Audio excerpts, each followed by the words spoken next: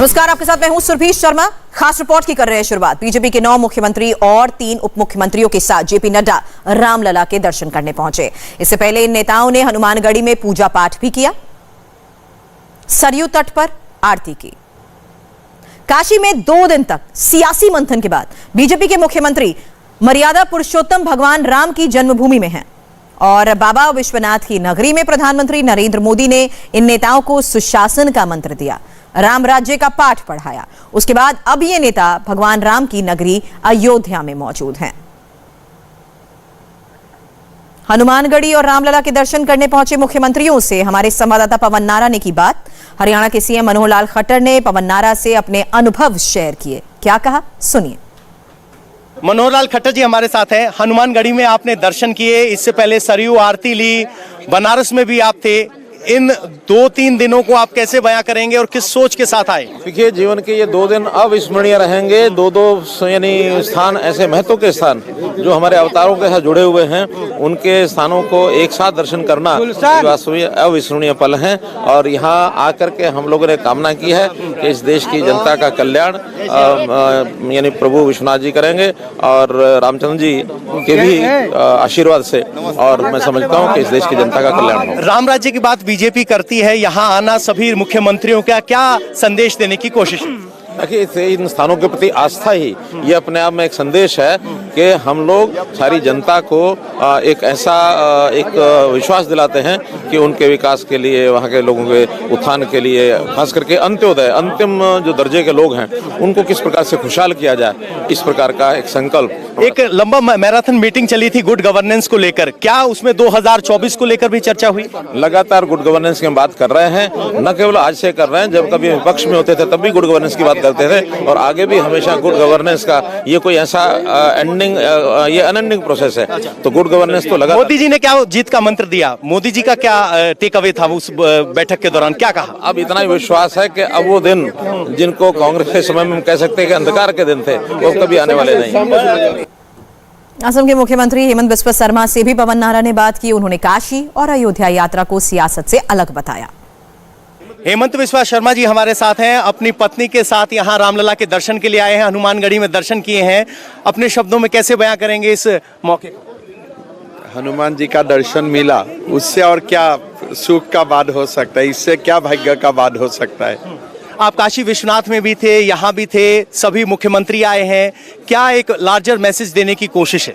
देखिए, ये मैसेज नहीं है। अयोध्या का मंदिर का नया निर्माण हुआ, काशी विश्वनाथ का कॉरिडोर निर्माण हुआ, उसमें शामिल होने का सौभाग्य हुआ। तो उसमें बहुत ज़्यादा कोई मैसेज नहीं होता है, इसमें यही होता है कि इतना अच्छा काम होता है तो दर्शन का सौभाग्य मिला।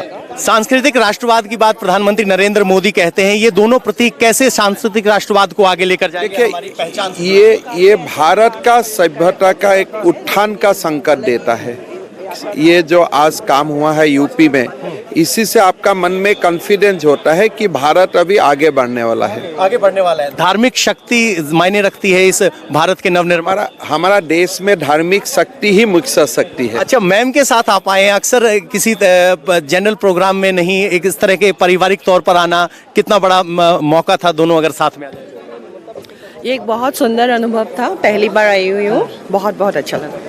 तो आप कैसे बयां करेंगे इन शब्दों को? हमारा राष्ट्रीय सभापति ने मौका दिया कि फैमिली के साथ आने का, तो ऐसे तो अक्सर मुझको आने का मौका आज नहीं तो कल मिल जाता था, लेकिन परिवार का साथ समय बिताने का जो मौका दिया, मैं राष्ट्रीय अध्यक्ष जी का आभार व्यक्त करता हूँ। 24 की भी कोई चर्चा हुई? बनारस में एक लंबी बैठक हुई। देखिए, उसमें गुड गवर्नेंस का बात हुआ, हर स्टेट का एक्सपीरियंस से हमारा जानकारी हुआ, प्रधानमंत्री जी का मार्गदर्शन मिला, तो कुल मिला के गुड गवर्नेंस का ही बात हुआ। अयोध्या में रामलला के दर्शन करने पहुंचे गुजरात के सीएम भूपेंद्र पटेल ने विकास कार्यों की तारीफ की, साथ ही जय श्री राम का नारा भी लगाया।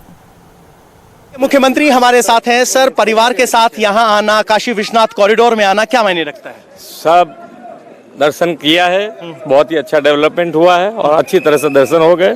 जय श्री राम, इससे ज्यादा कुछ नहीं।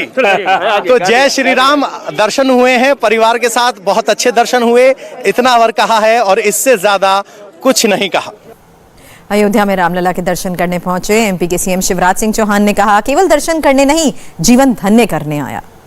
बस सवाल नहीं है। शिवराज चौहान जी हमारे साथ हैं, रामलला के दर्शन करने के लिए यहाँ आए हैं। अयोध्या की जमीन पर सारे बीजेपी शासित राज्यों के मुख्यमंत्री आए हैं, क्या कहेंगे? जीवन धन्य करने आए।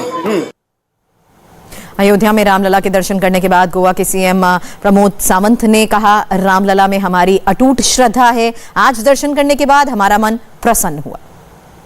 राम जन्मभूमि पर आए पूरे बीजेपी परिवार के साथ, कैसे देखते हैं इसको?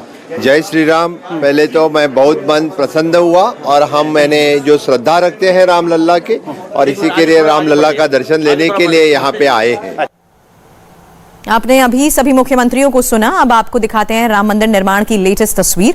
दावा यह किया जा रहा है कि 15 जनवरी तक मंदिर का बेस पूरी तरह से तैयार हो जाएगा और इसे लेकर राम मंदिर जन्मभूमि न्यास के महासचिव चंपत राय से ज्यादा बात की हमारे संवाददाता पवन नारा ने।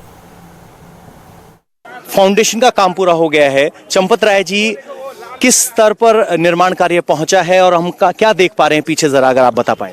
देखिए, ये जो आप मेरे पीछे मेरा बायां हाथ जिस दिशा में है, ये जमीन के नीचे एक चट्टान बनाई गई है, ढाली गई है।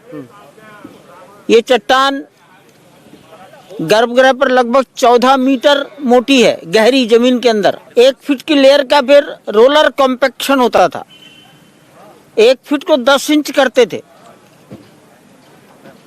कॉम्पैक्टेड कंक्रीट का डेंसिटी नापते थे और इस प्रकार एक लेयर के ऊपर दूसरी लेयर, एक लेयर अगर ईस्ट वेस्ट है तो दूसरी लेयर नॉर्थ साउथ होती थी।